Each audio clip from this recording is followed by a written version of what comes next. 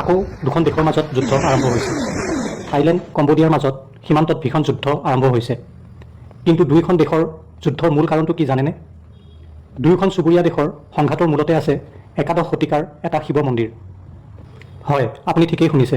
দুয়োখন চুবুৰীয়া দেশৰ সংঘাতৰ মূলতে আছে একাদশ শতিকাৰ এটা মহাদেৱৰ মন্দিৰ। দুয়োখন দেশেই মন্দিৰটোৰ ওপৰত দাবী উত্থাপন কৰে আৰু বছৰ বছৰ ধৰি এই বিষয়ৰ পৰা উদ্ভৱ হোৱা সংঘৰ্ষৰ ফলত দুয়োপক্ষৰ অসামৰিক আৰু সামৰিক লোকৰ মৃত্যু হৈছে। ভগৱান শিৱৰ এটা মন্দিৰ চৌহদৰ সমীপত কম্বোডিয়াৰ ড্ৰোন দেখা পোৱাৰ খবৰ পোৱাৰ পাছতে এই সংঘৰ্ষ আৰম্ভ হয়। বুধবাৰে থাইলেণ্ডৰ সামৰিক বাহিনীয়ে ঘন পাহাৰীয়া সীমান্তত কম্বোডিয়াৰ ড্ৰোন দেখা বুলি অভিযোগ কৰাৰ পিছত থাইলেণ্ড আৰু কম্বোডিয়াৰ মাজত উত্তেজনা বৃদ্ধি পায়। পৰৱৰ্তী সময়ত দুয়োখন দেশৰ মাজত গুলীচালনা, ৰকেট আক্ৰমণ আৰু F-16 যুঁজাৰু বিমানৰ সৈতে বিমান আক্ৰমণৰ ৰূপ লয়। দক্ষিণ পূব এছিয়াৰ দুয়োখন চুবুৰীয়া দেশৰ